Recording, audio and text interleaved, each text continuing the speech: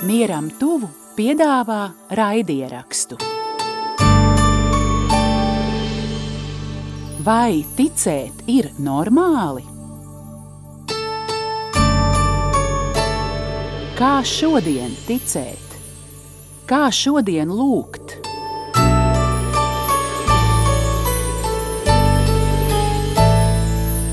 Mierīgas sarunas nemierīgajiem. Esiet sveicināti, mīļie skatītāji, mīļie klausītāji, mīļie mieram tuvu draugi. Mierīgas sarunas nemierīgajiem. Es vairs neatceros, kura pēc kārtas saruna, bet es secināju vienu lietu, ka es ļoti labi parasti pazīstu cilvēku, ar kuru es sarunājos, un tas cilvēks arī mani pazīst, bet es esmu ievērojis, ka laika gaitā vēl daži cilvēki pieslēdzās šīm sarunām un tās pēc tam noklausās, un īstenībā es neesmu iepazinusies ar mūsu skatītājiem līdz šim. Mani sauc Aija Balode, un es ar domu biedriem darbojos pie šāda ikmēneša brīnumiņa Mieram tuvu Dieva vārds katrai dienai. Un vienā brīdī mums radās tāda iedvesma, ka tas mieram tuvu, tas miers ar lielo burtu, kuram mēs tuvojamies, ka par to ir ne tikai jāraksta mazajā grāmatiņā, bet laiku pa laikam jāprunājas arī ar kādu labu cilvēku, lai tas vārds izskan radio un izskan arī interneta plašumos. Un man ir liels prieks, ka šodien sarunai piekrita priesteris Juris Škapars. Mīļo priesteri Juri, esi sveicināts. Sveicināti, priecājos apusēji. Es arī ļoti priecājos. Es izstāstīšu skatītājiem, klausītājiem, ka mēs, kā saka, ne pirmo gadu esam pazīstami. Paldies Dievam, ka es neatceros gadus, jo tas uzreiz radītu lieku satraukumu, vai ne? Par to, cik mēs jau esam seni un ar kādu lielu vēsturi. Bet katrā ziņā tā iepazīšanās notika Marijas Magdalēnas baznīcā. Bija tāds skaists laiks, kad šo kabatas formāta grāmatiņu mēs iespiedām strādājot birojā Vecrīgā. Bet mums tur bija vēl viens tuvs draugs, toreiz vēl priesteris, tagad bīskaps Andris Kravalis, un mēs tajā to garīgo maizi vairāk smēlām no Jēkabu katedrāles. Līdz kaut kādā brīdī parādījās runas, ka Marijas Magdalēnas baznīcā, un tas ir tātad tās mājas apakšā, ja tā var teikt, kur mums bija birojs, ir parādījies tāds ļoti interesants priesteris, kas, lai kāda tēma, visu laiku sprediķo par Dieva mīlestību. Un tad kādā vakarā, es domāju, tiešām jāaiziet paklausīties, kas tajā Magdalēnas baznīcā notiek. Un tur altāra daļā priesteris Juris, vēl jaunāks nekā šodien, un tiešām Dieva mīlestība ir tik liela, skaista, bet tāda, tas šobrīd no manas mutes izklausījās ļoti vienkārši, bet šām tādiem lieliem, dziļiem teikumiem, bet es biju nokavējusi, es aizgāju tikai uz to sprediķu, un domāju, es mājās palasīšu, kas bija tas Dieva vārds, ko tu skaidro. Un es neatceros, kas tas bija, bet katrā ziņā man acis tā pavērās, jo tiešām tur bija kaut kāda vecās derības cīņa, kaut kas tāds diezgan asiņains un tāds paskarbs, bet tu biji tajā sprediķī aizgājis līdz Dieva mīlestībai. Un tad es sapratu, tad tā runa, kas tev gāja pa priekšu, atbilda patiesībai. Mīļo priesteri Juri, lūk, šāds ievads, lai mazliet ieskicētu to, kā mēs sākām savu sadarbību, tiksim arī, kā tas viss turpinājās, bet tev es jautāšu, kur tu, es saprotu, ka tu neesi iezīdis ticību ar mātes pienu, kā saka, vai varbūt jā, bet man ir tāda sajūta, jo tu esi Zolitūdes puika, ja es saprotu. Un kur tev tā Dieva mīlestība tā pieskārās? Sāksim ar to, ka es to mīlestību satiku jau savā ģimenē un savos vecākos. Bet to mīlestību, par ko es tur sāku sprediķot, laikam jau sākot nē, bet kad es nonācu Magdalēnas baznīcā un sāku kalpot kā priesteris, kā prāvis, tas bija kaut kāds 1998, 9, es jau pats arī neatceros. Ļoti iespējams. Iespējams, jā. Nu, ir pats Dievs. Nu, tad, ja es tur esmu un es esmu priesteris, tad es arī par Dievu un par viņa mīlestību sludinu. Bet attiecībā uz manu bērnību un jaunību, jā, es nāku no gandrīz Zolitūtas. Nu, Sliežu otrajā pusē atrodas Imanta. Ok. Tātad no Imantas, un tā ir Pārdaugava, pie Rīga, jaunais vai vecais mikrorajons, padomju laika, ar bloku mājām, ar attiecīgu kontingentu, kāds tur arī dzīvoja. Nu jā, bet dzīvojām mēs kopā ar ģimeni, es un māsa, māma un tētis, un dzīvojām, nu kā viena tāda, nu, padomju ģimene, teiksim tā, tajos laikos, un vecāki strādāja rūpnīcā, paši mēs gājām skolā, un viss, kas attiecas uz Dievu un ticību, bija kaut kas...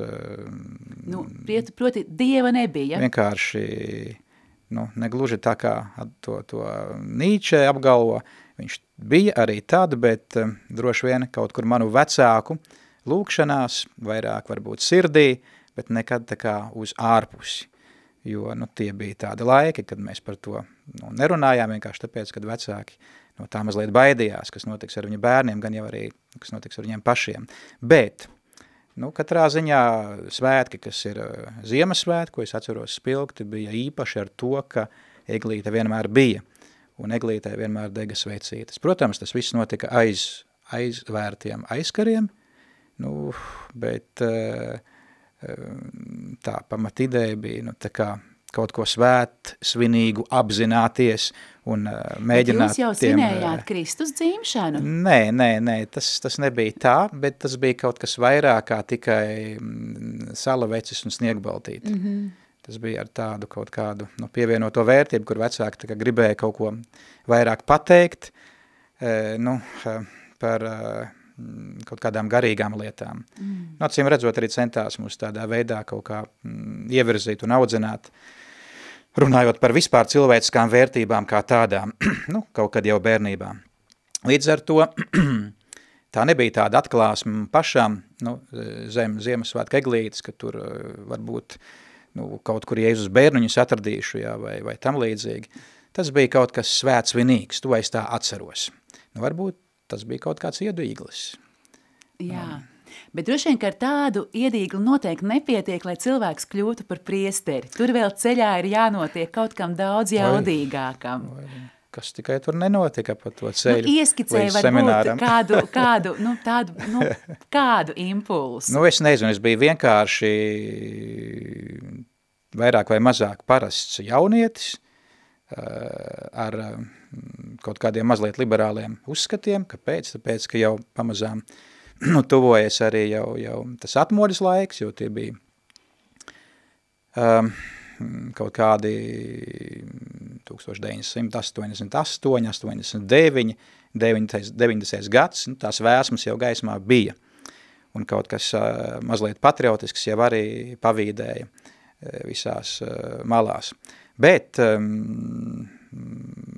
jā, nu, tā bija vidusskolas laiks, kad jau vairāk tādas, nu, kā lai saka, idejas liberālākas ienāca sabiedrībā, un tad arī tur parādījās mums visādi strāvojumi, tai skaitā arī no austrumiem, nu, teiksim, tā vidusskolas laiks, un parādījās mums tur austrumu cīņu pirmie meistari, teiksim, tā vidusskolas pirmajās klasēs, jā, un tad jau mēs tur bijām tāds draugu pulciņš. Tu tam sekoji? Draugu pulciņš bijām, jā, kas tam sekojām, un pievērsāmies ne tik daudz tai filozofijai, kaut kādai austrumu, bet vairāk, nu, tai cīņu, mākslē, jā, un tad es atceros, tie bija vidusskolas laika, kad mēs tur, nu, ieguvām tādu autoritāti ar to, ka mēs, protams, tur špagatā nosēsties. Un, Nopietni, tu to varēji? Oi, ko es varēju? Es varēju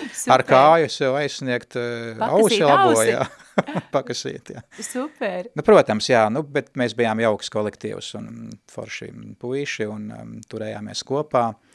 Un mācījāmies kopā un priecājāmies kopā, un vēl vidusskolas laikā mēs skrējām pa to, jo toreiz 69. Rīgas Pārdaugavas vidusskola pa blakus mežiņu ar šķēpiem rokās, un tur vēl spēlējām indiāņus 10. klasē. Diezgan interesanti, vai ne? Ko dara šobrīd cilvēki jau startups dibina, jā? Dara 10. klasē. Nu, lūk, un tad pienāca vidusskolas laikam pēdējā klase, kad jau tas bija 90. gads, un atnāca arī pie mums uz klasi, evaņģēlists. Kāds misionārs. Teiksim tā, misionārs, jā. Ar bībeli rokās un sāka lasīt to bībeli. Mums priekšā, audzināšanas stundas laikā. Un varētu būt, ka tad tu pirmo reizi dzirdēji? Tā kā pirmo reizi ieklausījos. Jā, ļoti labs ieklausījos, laikam, ar sirdi, vai ne? Jo kaut ko par bībeli es zināju, īstenībā kaut kad diezgan sen atpakaļ, tādā jau savā bērnībā, kad atklāju kaut kur uz bērniņiem, atradu vectēva vai vecmāmas, vienalga, bībeli, lielo, veco laiku, Latvijas laika, to biezo grāmatu ar veco druku. Senajā drukā, jā. Un tad es atceros, vecmāmiņa man kaut ko palīdzēja un apmēram saprast, ko tas burtiņš tur nozīmē, kādi ir tie noteikumi, kā viņu lasīt, lai saprastu. Jā. Un es atceros, bija laiks, kad es kaut ko tur bulderēju, es neatceros kaut ko par radīšanas grāmatu, es tur sāku lasīt no sākuma, tad kaut kur pa vidu, beigās kaut kas no evaņģēlī droši vien. Tās bija epizodes, tie bija kaut kādi teikumi, bet Dievam jau nav nejaušības, kā mēs zinām. Un tur, kādā veidā tā sēkla iekrīt tajā sirdī, tas bija viens no veidiem. Tas misionārs atnāca un tu sadzirdēji, ko jau agrāk tā sēkla iekrita, tajā brīdī, kad es to veco darīju, to bībeli atvēru vaļā. Lūk, bet tad bija nekas no tā vairs dzīvē. Un tad, kad jau atnāca tas misionārs, tad viņš sludināja par Jēzu. Viņš priecīgo labo vēsti mums atklāja, vidusskolas jauniešiem, kuri lepojās vēl, tajā laikā vairs ne ar oktobrā nozīmīti, un kaut kādu kaklautu, tas arī tad vairs nebija aktuāli, bet ne ar komjauniešu nozīmīti, jo tādu mums nepiešķīra par nepārāk labu uzvedību. Ak tā, nevis, kas jau mainījās laika, bet jūs nebijāt cienīgi, ja? Varbūt arī tajā laikā mums paveicās, jo mainījās laika. Jā, ok. Tādā ziņā. Lūk, un tas bija tāds pamatīgs impulss, jo, tad es saku, jā, es biju par to kaut ko dzirdējis, un tas man bija kaut, visiem jau tas bija kaut kas jauns, kas varbūt nepraktizēja ticību savās ģimenēs no bērnības, jo tādu cilvēku, tādu ģimeņu arī netrūka, un bija ļoti daudz. Tikai viņi zināja, ar ko tas viņiem var maksāt katrā ziņā, jā. Arī bija liels risks, bet tas nebija tas mans gadījums, jo es par to tā daudz nezināju, kas attiecas uz kristietību un uz evaņģēliju. Bet, tad jau es saku, tad kaut kādā veidā parūpējās debesis, svētais gars tur kaut ko pačukstēja. Tas ir priekš tevis, jo tas jau nebija priekš visiem. Daudz jau arī tā, klausījās ar kaut kādu... Jūs visi kolektīvi seminārā tomēr neiestājāties ar saviem zobeniem. Jā, bet viens es iestājos. Tad es biju pēc vidusskolas uzreiz jā, seminārā. Tā bija, vidusskolas finišs un uzreiz bija, un tas bija interesanti, kā tas bija. Pastāsti. Ja kas, ja drīkst, ja? Ar lielāko prieku, jā. Tas nav noslēpums. Es nezinu, vai es kādam esmu stāstījis. Katrā ziņā tas bija tā, kad tas viss kaut kā tā kā krājās manī, tas labais, skaistais, jā, ko Dievs mums dod. Jā. Tad tā, nezinu, mīlestība, tās kaut kādas emocijas, tā atklāsme par to, ka tu neesi kaut kāds vienkārši, es nezinu, tur puteklis nomaldījies kosmosā netīšām, ka tu nezini, no kurienes tu nāc, uz kurien tu ej, ka tu vai dzīvē ir kaut kāda vērtība, kaut kāda jēga, tās visas lietas pamazām, tā kā nāca augšā. Lūk, un es sapratu, ka mani tas vairāk interesē un tā. Un, īstenībā tas ir tāda epizode no tās manas tādas atgriešanās īstās. Jo tas jau tikai tāds ievads. Bet atgriešanās notika vienā kaut kādā brīnišķīgā vasaras vakarā, saulainā pēcpusdienā. Kāpēc? Es biju vecerīgais, to vairs neatceros, protams. Bet es atceros, ka tā bija pievakare, un es gāju gar Jēkaba katedrāli, tā ir Jēkaba iela, vai kā viņa sauc? Varētu būt Jēkaba iela, jā. Tur, kur saima, tur, kur katedrāli. Jā. Un tur, kur ir katedrāli, tur vismaz tajā laikā, tas ir 90. gads, 1990. gads, 91. Kaut kā tā, bija pa dienu atvērtas durvis, plaši atvērtas durvis. Katedrālei? Jā. Turēja viņas vaļā. Un es eju garām pa to ielu, vai ne uz saimas pusi, virzos. Un kaut kāds tāds, sauksim to par aicinājumu. Par, belzienu, kā Pāvila gadījumā, jo es ne par ko tādu nedomāju. Es vienkārši gāju. Jā. Un tad bija tāds, stop, apstājies. Uz kurieni? Uz kurieni, to es tagad tā varu noformulēt no savas puses, uz kurieni tagad gāja, ja? Ne jau tagad uz deputātiem, tur pat saimnes blakus, vai ne? Es pat taisno pie Gorbunova varbūt sataisies cilvēks iet, ja, un tā. Nē, vienkārši es eju un kaut kāda tāds spēks mani, saka stāvi, apstājies. Es apstājos, un es vienkārši pagriezos ar seju uz katedrāles pusi, un tur es redzu atvērtas durvis. Es redzu atvērtas durvis kaut kādai vecai ēkai, bet es vēl nebiju pacēlis to savu galvu augšā un neredzēju, ka tā ir ļoti augsta ēka ar augstu torni un gaili galā. Jā. Ka tā ir baznīca. Vienkārši ir ēka ar atvērtām durvīm. Un kaut kas manī saka, ej iekšā. Es eju iekšā. Un es eju iekšā un es saprotu, ka tā ir baznīca, tik daudz es noteikti tajā laikā apjēdzu un sapratu. Pilngadīgs jau laikam bija, vai vēl nē, jebkurā gadījumā. Un es eju, tur ir dežurānis laikam, ja es pamāju galvu, un tā es tā piesardzīgi eju, dodos uz priekšu. Ir tukša baznīca, ir tumša baznīca, un es aizēju līdz pusē katedrālis, un tad man atkal kāds spiež uz zemi, spiež pie zemes, vienkārši burtiski spiež pie zemes. Gan emocionāli, gan fiziski tā sajūta bija tāda, meties ceļos. Protams, tās lietas, par kurām es runāju, ir grūti izstāstīt vārdos. Bet tev ļoti labi izdodas. Es pilnīgi jā, tiešām. Bet krīti ceļos, jā. Un es nokrītu ceļos, un es paceļu galvu, un ko es redzu priekšā katedrālē uz altāra ir lielais krusts ar krustā sisto Jēzu, kā mēs to zinām, jā. Un caur kaut kādām vitrāžām tur spīd kaut kādas gaismas, saule jau tas ir, tā ir pēcpusdiena, attīm redzot, rietumi, nevis rietumi, bet riets jau saules pamazām vakars, un tie stari kaut kā virsū spīd tam kristumam, jā. Un tā, tad es vienkārši nokritu ceļos, un es jūtu, kā sākās atūdeņošanās. No acīm. Vienkārši līst asaras pašas no sevis pēkšņi, jā. Bet es nezinu, to neapzinos, ka tas ir Kristus un tādā izpratnē, un kā mēs to saprotam, ja, ka tas ir mans glābējs un mans pestītājs, jo tad, kad es par to Bībeli biju dzirdējis, ne jau es tur biju daudz iedziļinājies. Bija tajā skolas laikā vēl, ja, kad tur kaut kādu gadu, mums pēdējo gadu tās reizi nedēļā tur nāca tas misionārs, un viņš tur lasīja kaut ko, bet tā klausīšanās bija arī tāda ar vienu ausi, ja, ar otru ausi un apmēram, ko dara pārējie un tā tālāk klases biedri. Lūk, un tās ir tādas noslēpamainas lietas, gara lietas un svētā gara lietas, jo es domāju, ka tas ir tas vainīgais pie tā visa, kas gan cits. Lūk, un tad vienkārši es tur raudāju, ceļos nokritis, skatījos uz to krustā sisto, un tad, es tā kā visu tur jau beidzu savu to grēksūdzi, jo es raudāju, es atceros aiz divām lietām, aiz lielas mīlestības sajūtas un aiz lielas tādas grēcīguma apziņas. Arī. Tās bija divas lietas, par ko, acīm redzot, tā bija kaut kāda liela nožēla, tāda bija kaut kāda liela atgriešanās, tās dieva mīlestības iespēdā, kas baigi tā kā tur mani paņēma pie sirds, teiksim, tā paņēma. Ja. Un es pieceļos un eju projām, tā viss noslaucījis pieklājīgi savus asaras un dodos mājup. Un eju ārā, un tā dežurante, tikai nebija tā mūžīgo mieru, Lienīti, es nezinu, viņa tagad ir dzīva, Anniņa, nu, viena no viņām. Lienīti, jā. Ilgadējā dežuranta. Un viņa saka, vai jums ir viss labi? Nu, es saku, jā, paldies, viss kārtībā.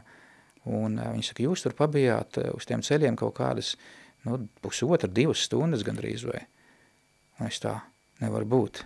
Tiešām. Man tās 2 vai 1,5 stunda likās kā, 10 minūtes. Laiks apstājās. Vienkārši, tur kaut kas notika, jā. Nu, tur kaut kas notika, un tur tas, kas notika, tas bija no Dieva. Nu, amen, un tas ir tas notikums. Paldies Dievam. Jā, un visu, un tad, kad es izgāju ārā, tad noteikti jau daudz, kas bija mainījies manī, nu, pa īstām bija mainījies manī, un es turpināju vēl, tā bija pēdējā tā vidusskolas klases, ar prieku apmeklēt tās lekcijas par Bībeli, jā, tie audzināšanas stundas laikā, vai kā viņi tad toreiz sauc, vienalga, un tad es kaut kā, atgriezos uz to vietu, kur kaut kas notika ar maniem ļoti īpašs, nebijis, neaizmirstams, sevišķi, vārdos neizsakāms, jā. Kas tajā brīdī, mainīja visu manu izpratni par sevi, par dzīvi, par cilvēkiem, par attiecību, par pasauli droši vien un tādā garā. Un tad es atgriezos ar domu, ka es iešu svētdienas skolā, un taču vajag kaut ko vairāk uzzināt. Mācīties vairāk par šo fenomenu, jā. Un tīšām vai netīšām es tur satiku arī kaut kādā vienā reizē mūsu cienījamu arhidiekonu, Gunāru. Mūsu mīļo diekonu, arī diekons Gunārs bija uz sarunu nemierīgi. Pie manas atgriešanās, jā.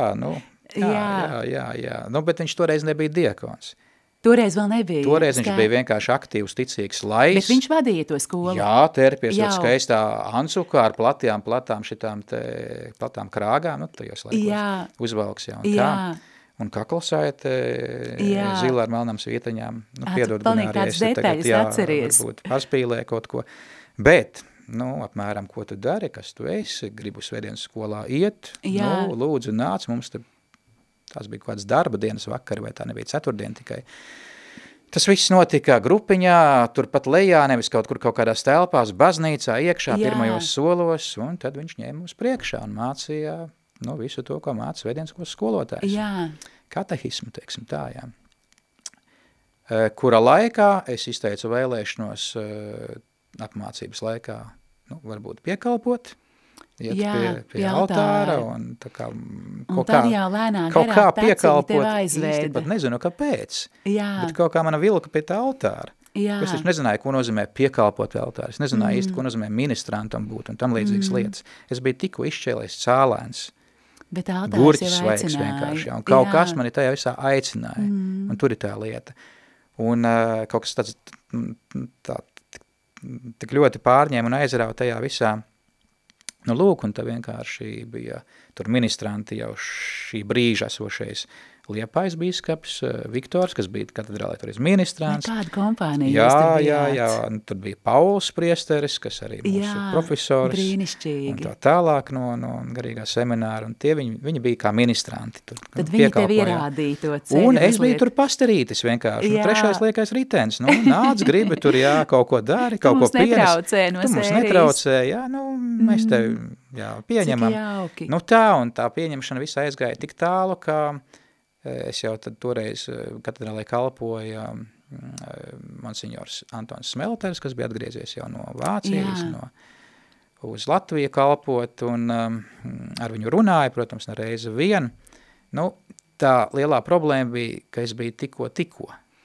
Pavisam zaišs. Tikko ticīgs. Tikko ticīgs, jā. Jā, bet, ļoti dedzīgs. Bet toties, Juri, jau ar tādu pieredzi, ko būsim godīgi, ir cilvēki, kuri nesaņem nekad. Bet tu esi tāds, tādā ziņā, tu esi it kā no jauna ienācis baznīcā, bet ar milzīgu Dievu mīlestības pieredzi. Bet ar to jaunu iekšanu bija, es saku, mazliet problēmas, jo toreiz monsignors saka, bet es tevi nepazīstu. Protams. Kur ir tava dosie, kas tu esi, kur es nāc? Jā, es saprotu. Jā, pierāda, ka tu tagad esi jau praktizējošs kristietis vai ne, kārtīgi stabils uz kājām. Jā. Es saku, visu tā man nav, es esmu šeit, tāpēc, ka es nevaru nebūt šeit. Jā. Kaut kā tā. Jā. Viņš saka, labi, tas bija 90. gads, pavasaris, vasaras sākums. parunāsim par to citu reizi, padomā par to nopietnāk, palūdzies. Un starp citu vēl tajā visā procesā, līdz tā nopietnām sarunām ar monsignoru Smelteri, tā dežuranti. Jā. Vai pat tā nebija dežuranti, vai tā nebija tikai priestara Paula vecmāmiņa, kas bija tāda dievbīga dievalūdzēja, un kas katedrālē pavadīja laiku tāpat kā no svētajiem rakstiem, kura no tām pravietēm? Anna bija, Anna, ja? Johima meita, vai? Nē, tā bija. Es domāju par to Simeonu un Annu, Jā, kuri Simeonu, gaidīja tie, kas, Kristu, tie, kas, viņa bija viena no tādām, kas dzīvoja tur. Dzīvoja baznīcā, tieši tā. Un es jau tur kaut kad parādījos diezgan bieži, tur pāris reizes nedēļā, lai palūgtos vienkārši klusībā pabūt. Ārpus misas, ārpus dievkalpojuma. Tā kā sirds lūkšana. Es Jēzu, tu Jēzu. Un ar to mums pietika īstenībā. Lūk, viņi pēc tās manas lūkšanas, viņi saka, klausieties, es te tā pamanu jūs, ka jūs te tā ienākat un palūdzaties. Varbūt jums jāiet uz semināru. Varbūt jums jākļūst par priesteri. Un tajā visā manā jau lūkšanas pieredzē, kaut kas no tā visa man tā kā bija mazliet iekritis sirdī, ka man patīk būt pie tā altāra, ka man patīk būt tuvāk Dievam. Jā. Vienalga kādā formātā, vai uz ceļiem tuvāk Dievam, vai vienkārši tuvāk altārim. Fiziski, jā. Vienreiz viņi to saka, otrreiz viņi to pasaka, klausieties, padomājiet varbūt. Un tad es nonācu līdz tam, ka jāiet runāt ar prāvestu, ar monsignoru Smelteru. Un tad tu tiki sarunā. Jā, un tas bija kaut kāds jau tas vasaras vidus, un mēs gatavojamies aktīvi tur svētceļojumā iet, kā jau no katedrāles, no pašas Rīgas līdz Agulona. Un tas bija tāda apņēmības iešu, kā tādu pārbaudījumu, kur es lūdzu Dievs, tagad pasaki, vai tas ir tas, ko es domāju, vai tas ir tas, ko citi domā, vai tas ir tas, ko tu man esi ielicis sirdī. Un tāds bija mērķis. Jā.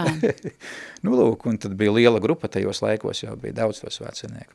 Un tā mēs devāmies, un tas ceļš no Rīgas uz Aglonu bija liels man pārbaudījums, gan garīgi, gan arī fiziski. Man tur radās problēmas ar dermatītu, tur tāds pilsētnieks, rīdzenieks pēkšņi nokļūst uz kaut kādiem lauku ceļiem, kur ir putekļi, kur ar higiēnu ir kā ir. Un tad tur vienmēr sakot, man iekājas āda. Un organisms nekad kaut ko tādu nav saticis. Nav saticis, jā.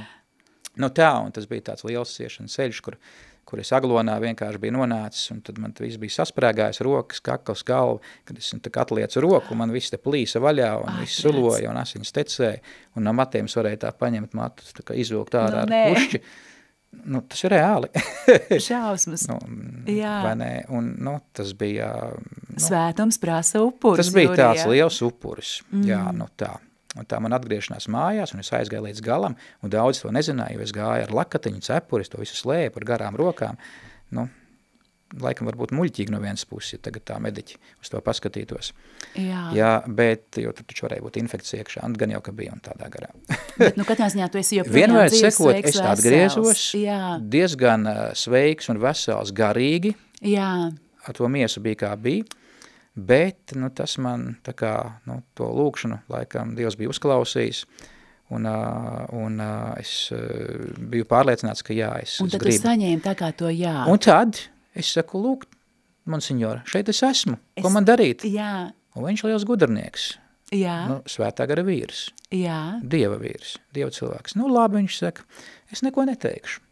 Aizēju tu tagad, tas bija īsi pirms jau tiem iestāja eksāmeniem, saucamiem, kas parasti notiek pēc Aglonas. Jā. Aizēja pie bīskapa un aprunājies ar viņu. Un tas bija toreiz pujāts? Un tas bija toreiz pujāts. Jā. Ko, kas, kāpēc? Ar paceltām rokām un atvērtu sirdi, es klauvēju bīskapa durvīm. Un tā bija īsa vizīte, kur es izstāstīju par sevi. Un viņa vārda bija, tad dari, tagad. Paldies Dievam. Es jautāju gaidīt vēl gadu, un tā, jo man sūtīja prāvis pie jums parunāties. Viņš saka, nē, tūlīt ir iestāšanās, stājies iekšā. Tā es nonācu seminārā. Tas bija 1991. gads. Jā. Kolosāli. Mīļo priesteri, sirsnīgs paldies tev par šo liecību. Jā, īstenībā, kaut kur tieši ar šādu cerību es sāku tās saruniņas, mierīgās sarunas nemierīgajiem, ka tā kā, dot ruporu cilvēkiem, kuriem ir skaista ticība, lai tā varētu stiprināt arī citus. Un, saprot, tev ir tiešām tā dāvana, ka es arī nezināju par šo sākumu, ka, paldies Dievam arī par tik skaistu uzrunājošu to ticības ceļa sākumu, bet arī tas veids, kā tu izstaro, kā tu par to liecini, tas ir ļoti pievilcīgs, ja, tur nav nekas no kaut kāda lineāla vicināšanas pa gaisu, bet tieši tā ir tiešām tāda liecība par mīlestību, kura sevi dod. Paldies tev, Jūri! Jo es to piedzīvoju. Jo tu to piedzīvoji, jā. Es to neizlasīju grāmatās. Jā, un tas jau arī pārliecina, bet Jūri, tas jautājums arī tajā raidījuma džingliņā arī ir tā, bet kā šodien ticēt, jo piekrīti, un pirmkārt arī paldies Dievam tiešām par to pieredzi, ko viņš tev deva. Bet tu varbūt neticēsi, ir cilvēki, kuri nesaņem, tas ir joks un neticēsi, tu zini, ka ir cilvēki, kas nesaņem tādu pieredzi, un varbūt viņi nāk pie tevis kā pie priestera un saka, man grūti ticēt, man ir tumsa, es nejūtu Dievu, es gribētu to, lai mani spiež uz ceļiem, lai man ļauj izraudāt manu smagumu, ko tu ieteikt, kā šodien ticēt? Turpināt ticēt. Un turpināt ticēt tā, kā tu tici šobrīd. Nevis tā, kā tu esi iedomājies, kā tu gribi ticēt, vai arī kā tu netici, bet tā, kā tu tici tagad. Un tas, ka tu runā par ticību, liecina par ko? Ka tu tici. Ka tu vismaz gribi ticēt, ka tu gribi ticēt, ka tev ir tā labā runa. Īsmēr tad ir jau ticība, protams. Tā jau ir ticība. Jā. Tā jau ir ticība. Un, protams, es domāju, tas lielākais izaicinājums mūsu dienās ir runāt par ticību kā par ticīgu ticību. Jo ticīgo ir ļoti daudz. Praktiski visi. Mēs ejam pie ārsta, mēs arī ticam, ka viņš mums palīdzēs. Bet attiecībā uz Dievu un uz Jēzu, tad, mēs visi ticām, tikai kā mēs to darām. Man liekas, tas ir tāds svarīgākais jautājums. Un tas, kā es cenšos uz to paskatīties, kā uz tādu ticīgu ticību. Tas nozīmē to, ka mēs mēs nedrīkstam atļauties, lai mūsu ticība būtu tikai nomināla. Tas ir īstenībā arī mūsu tādu, gan prioritāšu globāli, runājot prioritāšu jautājums, gan arī izvēles jautājums. Jo es nenolieku Dievu tā kā pirmajā vietā, un es negribu veidot ar viņu attiecības, jo patiecībā jau ticība ir dāvana, bet tajā brīdī jau tu neesi ne svēts, ne superticīgs, ja tu esi ceļā, arī saņemot šo ticības dāvanu, tu esi ceļā uz ticību. Ja, un ticība, uz ticību kam? Uz ticību Jēzum Kristumu. Un tad tas jautājums varbūt, ar ko ir jāsāk, ir jāpajautā un jānoformulē priekš sevis, kas man ir Jēzus Kristus. Jo runājot par ticību, tas ir kaut kas arī ļoti abstrakts. Kas tev ir Jēzus Kristus, Juri? Jēzus Kristus man ir viss tas, par ko nerakstu gudrās grāmatās. Teoloģijas grāmatās, jā, ar gudriem vārdiem. Laikam jau, protams, Jēzus mums ir mūsu kungs un glābējs, viņš ir mūsu pestītājs.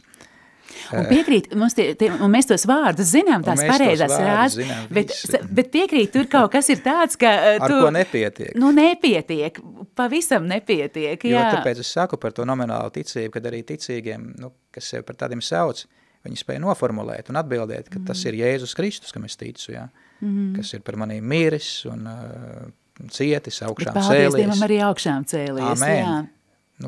Kā mēs zinām, Pāvils apostols saka, bez šī te notikuma jau mēs ar tevīm arī šeit nerunāt ne par ko. Jā, viņš nebūtu augšām cēlies. Jā, bet kaut kas vairāk, tas ir tas jautājums. Tā kā Jēzus uzdod tiem, kur tas bija, viņi bija līdz kaut kādām robežām, tur aizgājuši kopā ar mācekļiem, Sidonas vai kur tur jāatviena, tā epizode no rakstiem. Lūk, un tas jautājums, par ko ļaudis mani uzskata. Jā, jo vieni saka, es esmu tas, tur Elijas, tur Jānis Kristītājs, jā, un tā, viens no praviešiem, bet nu par ko jūs mani uzskatāt, nevis par ko citi domā, kas es esmu, bet jūs. Un es domāju, lai nonāktu pie tādas ticīgas ticības, nu ir svarīgi uzdot šo jautājumu, kas tu esi, Jēzu, manā dzīvē? Cik daudz tu esi, Jēzu, manā dzīvē? Kāda ir tava loma manā dzīvē, kungs? Kāpēc tu man esi? Ko tu man dod? Ko es dodu tev? Kas ir tas, kas mūs vieno?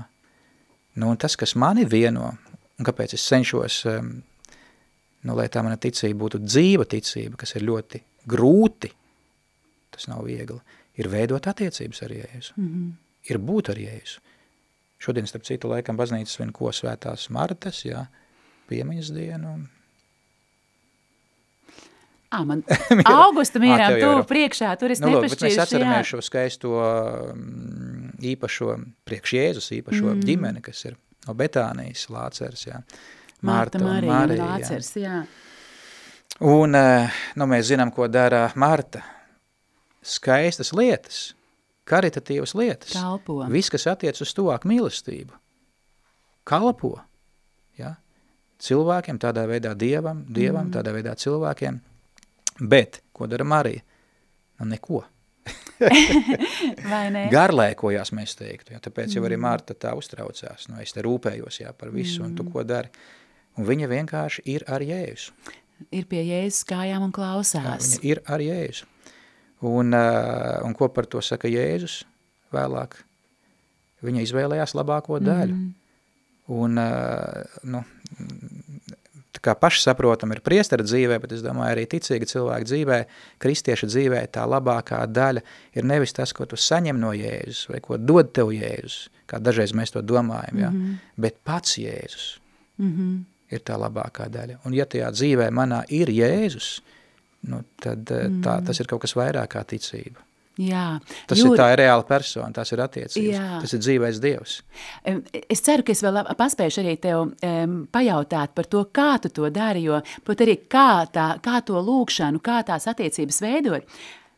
Bet es gribēju, tā kā, jā, pirmkārt jau pateicos tev par to pirmo stāstu, par to Dievu pieredzi, un tad, jā, nu, tu kalpoji kā priesteris ļoti brīnišķīgi, un paldies par tavu kalpojumu, un tad mūsu ceļi kaut kur pašķīrās, un vienā brīdī, nu, proti, tu biji citās pilsētās kalpoji un tam līdzīgi, un tad pēc kaut kāda laika mēs satikāmies Aglonā, un bija noticis, es domāju, kaut kāds jauns atgriešanās notikums vai kaut kas ļoti īpašs. Nu, pirmkārt, tu biji teiksim tā, nometis 10 gadus no savas dzīves, ar visām 10 gados uzkrātām sekām. Labumiem, jā. Labumiem.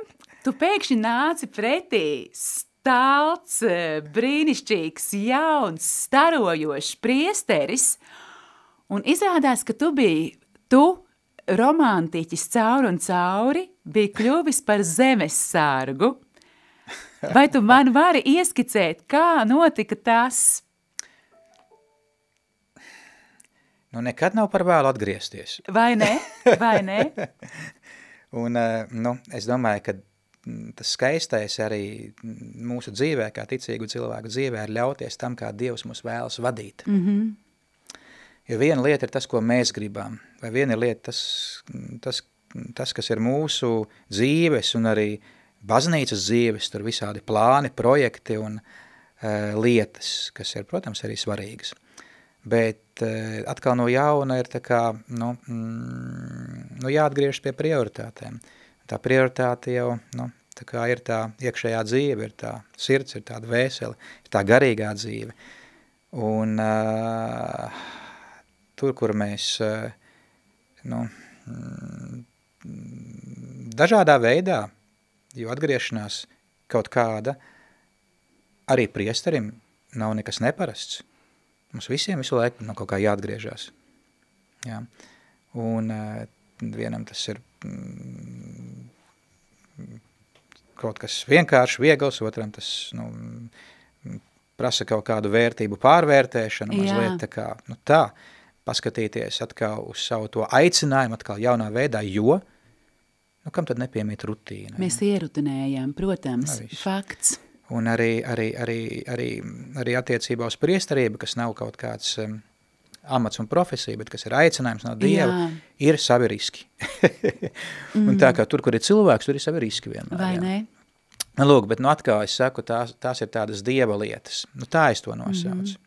Nu, tās ir Dieva lietas, kur... Tu jūti pamudinājumu un pateici arī tam jā. Jā, tur tojās tajā laikā Latvijas 100 gada. Jā. Un patiesībā, es saku arī bērnībā, vairāk vai mazāk vecāki mūs tādā, mīlestībā uz dzimteni audzināja. Jā.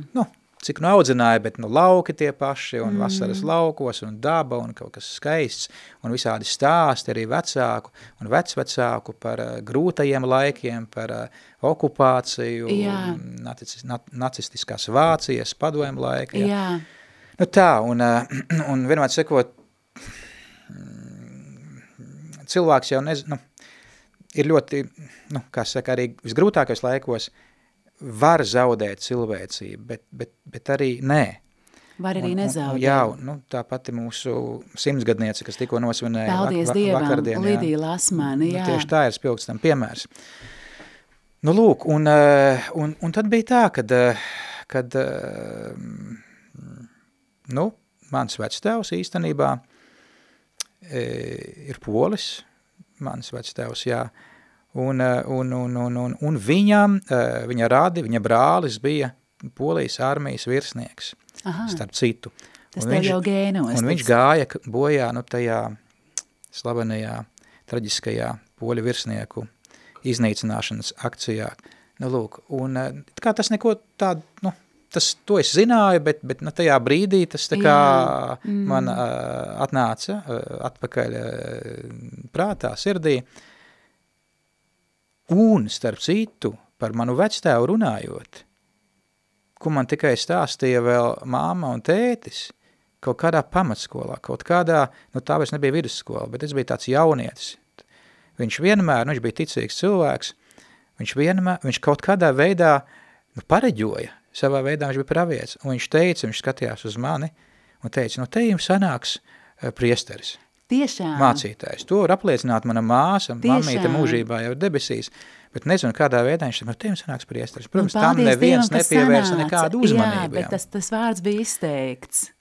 Jā. Un kaut kur aizķērās laikam tas arī, un tas, ka tomēr, tas patriotisms vairāk vai mazāk, bija ģimenē.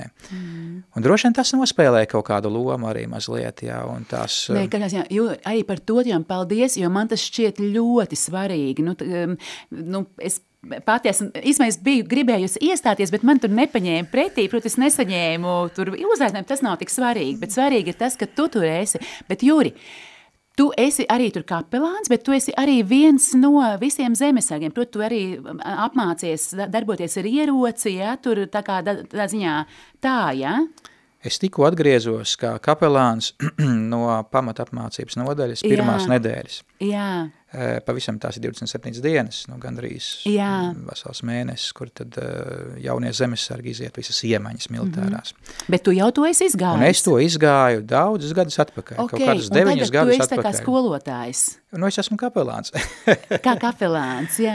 Bet, tā kapelāna ideja un jēga un būtība ir būt klātesošam. Jā. Tur, kur ir karavīrs. Bet kā tu redzi, jo mēs izdevām nesen tādas kara laika lūkšanu grāmatu, tur arī brīnišķīgas tādas Fultona Šīnas pārdomas par karu un par Dievu. Un tur ir tāda frāze, ka ierakumos ateistu nav. Un, es sliecos domāt, un es pieļauju, ka varbūt arī tajā zemesatien, es domāju, ka tu arī saņem pretestību noteikti, bet noteikti arī kādu atvērtību pret garīgiem jautājumiem. Lūk, piemēram, piemērs no šīs pirmās, tā bija pagājušā nedēļa, kur kapelāns ir klāt. Jā. Jauniem zemesargiem, kas iziet to apmācību, pamatapmācību. Vismaz kaut kādi 4 cilvēki nedēļas laikā bija atnākuši pie priestera uz sarunu. Cik pie jauki. kapelāna uz sarunu. Bet, Juri, paldies, ka tieši tu tur esi, jo man šķiet tev tiešām ir ko teikt. Mēs esam vismaz 30 kaut Paldies Dievam, par katru, protams, jā. Jo pirmkārt tās pirmās 3-4 dienas, ir tas lūzuma posms, un iznākuši ārā no komforta zonas, no mīkstām gultām, viss tas ir pēkšņi kā ar kājām gaisā. Un tad nav viegli, un tad viņi cīnās ar sevi, un tajā cīņā, tajā iekšējā cīņā, emocionālajā, un arī fiziskajā, tie izaicinājumi ir lieli un daudz, ir vajadzīgs tas atbalsts viņiem vienkārši, un tāpēc kapelāns arī, tikai tā ir viena no viņa funkcijām. Protams, tur ir daudz un citas vēl, jā. Bet, tas ir arī tas kā piemēram, ja mums pirms pāris gadiem bija ciemos arī kapelāni no Ukrainas, kas būtībā kalpo frontes pirmajās līnijās, tur, kur līst asinis. Tā, būsim reālisti, Kapelāns nav tikai tas, kas kaut kur aizmugurē frontē sēž un gaida, ka kāds viņam pie viņa atnāks. Viņi ir pirmie tie, kurus ņem uz graudu. Kā Francisks aicināja, viņi ir pirmie tie, kurus ņem uz graudu vienkārši, jo viņi ir tie, kas to morāles garu cenšas pacelt tiem karavīriem. Un tad, kad tas karavīrs ir ievainots un tuvu nāvēji, tad kapelāns ir blakus, un viņš tur nerunā, zini, cik ļoti tevi mīl Dievs, un tev ir tagad jāatgriežas pie Dieva, un tev ir jākļūst par ticīgu cilvēku, kaut gan tam apgalvojumam, ka nav neticīgu cilvēku karā, jeb ateistu. Es tam piekrītu 100%, tad, kad tu nonāc apstākļos šādos. Tu kaut vai gribi, lai ir Dievs, pat ja tev nav tās ticības. Un tad tie kapelāni saka, vienkārši tā mūsu klātbūtne tāda, ka pavadot viņu uz to pēdējā ceļā uz mūžību, tajā pēdējā brīdī, mēs esam blakus. Un mēs sakam, mēs viņiem, krieviski tas ir tā kā помогаем умереть по-человечески, viņiem palīdzam kā cilvēkiem aiziet no šīs dzīves, nevis kā kaut kādam sapalosītam tur gaļas gabalam, kuram vispār dzīvē nav nekādas jēgas, bet ar cieņu. Kaut vai tikai šī vārda dēļ ir vērts būt par to, kas tu esi. Ļoti skaisti. Jūri, katrā ziņā paldies, ka tu dod, un pēc tevis arī var redzēt, ka tu arī tur saņem. Tā ka tas man šķiet ir ļoti skaisti. Viss kaut ko saņem, kapelāns. Vai ne? Visādi veidi attieksmi. Tas nav viennozīmīgi. Es esmu par to pārliecināta, Bet arī gandarījumi, protams, un piepildījumi. Jauki. Ir tā, ka tiešām, cik es būtu gatava ar tevi stundām klausīties tevos stāstos, tiešām tas ir liels prieks, bet mums ir jābūt arī ar cieņu pret klausītājiem, skatītājiem, tādā ziņā, ka mums tā saruna nav bezgalīga, bet tomēr vienu tādu, tad mēs tevi ieskicējām kā priesteri, tad kā kapelānu zemessārgu, bet Juri, man tu tomēr esi svētceļnieks. Jo, tas arī, es izstāstīšu skatītājiem, tās skaistākās lietas, kas ir kopā mums piedzīvots, kad mums bija skaistie Magdalēnas laiki ar brīnišķīgām jauniešu misēm, visādu veidu kalpošanu, sadraudzību un, protams, ik gada neiztrūkstošo svētceļojumu uz Aglonu. Un man šķiet, ka, un tas jau ir tas, ka tagad padomājot, tur un tad tā debesu valstība jau bija mūsu vidū, tas bija kaut kas pārsteidzošs, cik tas bija skaisti, un ir kaut kādas tādi attēli, ka, piemēram, kad arī tu varbūt esi kaut kur saguris, un tad tu saki, labi, pabeidziet pusdienas, es jau iešu, un tev ir tāda gara nūja, un tu pirmais dodies pa to balto Latgales ceļu, un tad vakarā mēs visi svinām kādā mazā lauku baznīciņā, piemēram, svēto misi, un uznāk mūsu mīļais priesteris Juris vienkārši zeķēs, jo viņam sāp kājas, viņš vairs nespēja uzvilkt apavus, Viņš uznāk tajās zeķēs, un visi pārstāvļojušies, un arī pārlaimīgi, tā kā saka arī tajā Dieva žēlastības saulē ļoti daudz saņēmuši. Tā kā es ļoti, ļoti ceru, ka mēs varbūt šogad nepaspēsim, mēs jau pirms raidījuma runājām, bet uz nākamo gadu es ļoti ceru, ka varbūt atkal izstaigājam kādu jauku Latgales ceļu kopā. Katrā ziņā, ja tu mūs aicināsi, es domāju, ne tikai es, tur ir vēl fanu pulks, kas piekritīs iet. Tas bija brīnišķīgs laiks, to nevar aizmirst, tas bija jaunības laiks. Vai ne? Tostarp. Tas bija spēku laiks un vispār brīnišķīgu cilvēku laiks, un jā, mēs bijām, laiks, liela grupa un visi jaunieši pa lielam. Bet vienlaiks arī ļoti ģimeniska. Nu jā, un arī mīlestības pārpildīta. Īstenībā svētceļojums ir tā vieta, kur mēs saņemam daudz mīlestību. Saņemam daudz draudzības, arī izaicinājumus, pārbaudījumus, grūtības. Saņemam daudz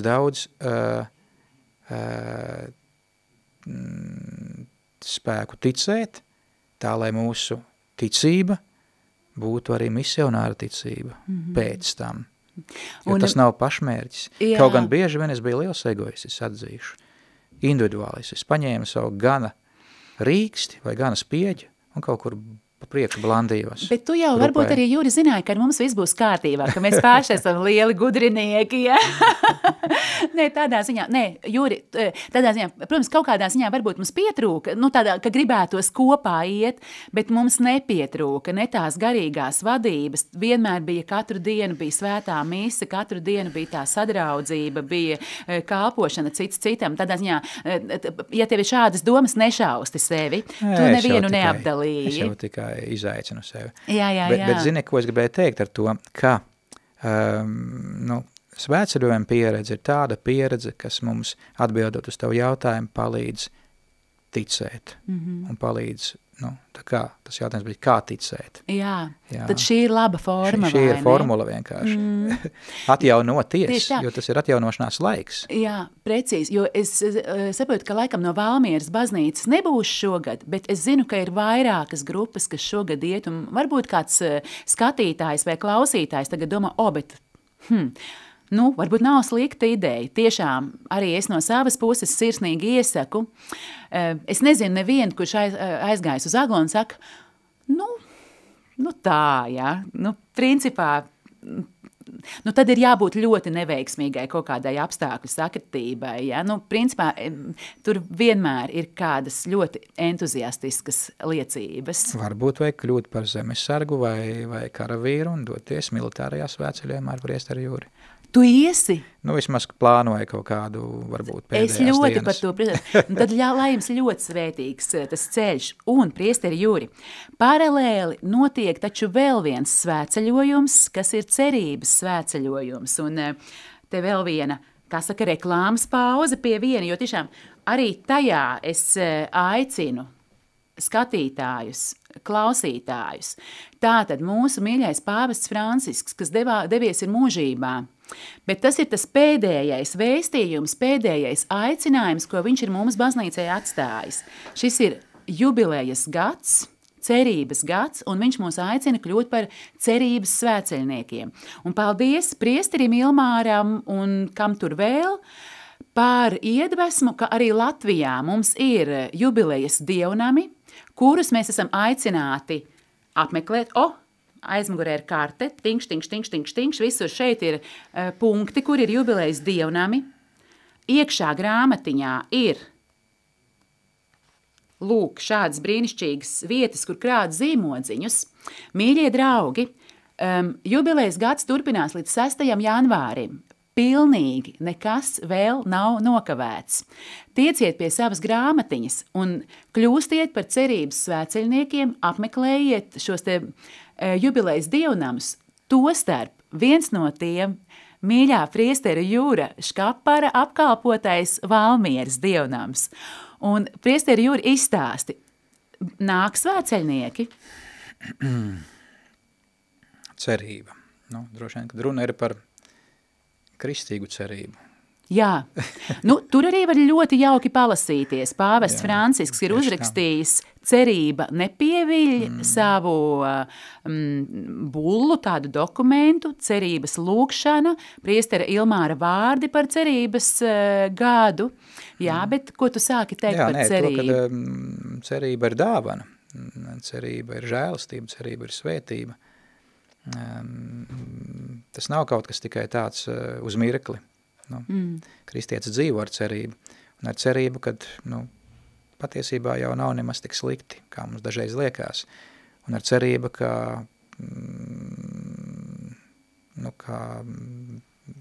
būs labi, ka tas ir tāds mūsu apsolījums. Tiem, kas arī mīl Dievu, visas lietas nāk par labu. Un tāpēc ir jācer, tāpēc ir jāpaļaujās, tāpēc ir jāuzticās. Bet tās arī nav vieglas lietas. Kā Pāvils saka, ceri pretēji cerībai. Pat tad, kad nav cerības. Tad, kad tev liekas, ka tev viņas nav. Jā. Jūri, paldies, ka tu kā svētceļnieks šodien atdevies šeit uz Rīgu.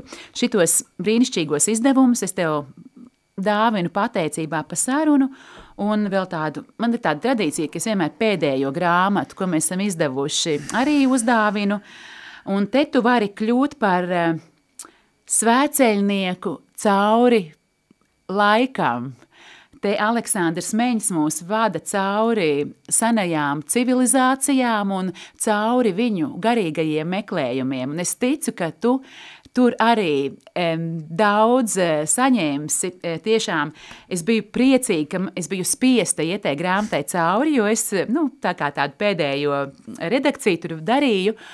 Un es pa brīdim domāju, bet paldies Dievam, ka man tā grāmata ir obligāti jālasa, jo kas to lai zina, vai es būtu viņu izlasījusi brīvprātīgā kārtā, bet es biju laimīga, ka mums to uzticēja izdot, es esmu laimīga, ka šī grāmata ir vākos, fenomenāls garīdznieks, fenomenālu erudīciju, fenomenālu mīlestību pret Dievu. Es priecājos, ka tu to lasīsi, mīļo Jūri. Viņš mūs ved caur patiesību, pie cerības, pie ticības un mīlestības, kas ir Dievs.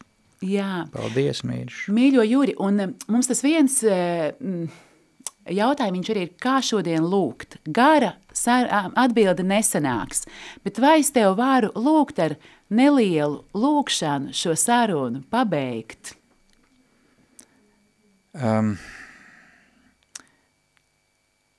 Es lūdzu neapslāpēt svēto garu. Varbūt mēs esam mazliet tā kā viņu nolikuši malā, baznīcu. Paši mēs dažreiz īsti nesaprotam un nezinām, kas tas ir. Un tāpēc mēs vēlamies atgriezties pie svētā gara, kas nav kaut kāds tikai spēks un enerģija, bet kas ir persona. Un viņš mūs ved pie Jēzus, viņš ir tas, kas ir attiecību pamatā starp tēvu un dēlu. Viņš ir tas, kas garantē mūsu attiecības ar Jēzu, lai tās būtu dzīves attiecības, lai mūsu ticība būtu ticīga, un lai mūsu ticība būtu arī misionāra ticība, un tas ir tas, kas mūsdienu cilvēkam ticīgam ir, man liekas, vairāk kā vajag. Bet ļoti, ļoti svarīgi. Tāpēc nāc svētais gars un apgaismo mūsu sirdis, mūsu prātus, apgaismo mūsu visu būtību un mūsu dzīvi tā, lai mēs tavā vadībā varam iet pa patiesības ceļu, kas ved mūs pie labākas dzīves, pie Dievam patīkamākas dzīves, pie tādas, mīlestības dzīves, un mīlestībai ir jābūt arī tādai, visaptverošai, uz ārstu vērstai, dodošai, kalpojošai, arī tādai, harizmātiskai un evaņģeliskai, tā kā kungs iededz mūsos savas mīlestības liesmu, tā lai tiešām arī mūsu dzīve ir brīnišķīgs piemērs un liecība un atspūgs, Jēzu, tavai klātbūtnē, kā tu esi solījis visās dienās līdz pasaules beigām mūsu vidū. Amen. Amen. Pateicība tev, Jūri, pateicība klausītāji, skatītāji par uzmanību.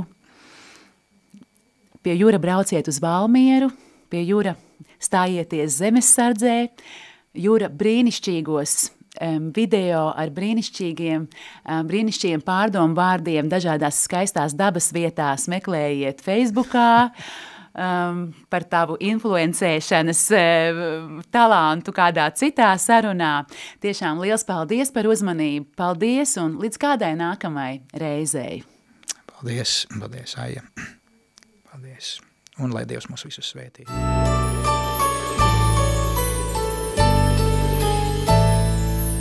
Mierīgas sarunas nemierīgajiem.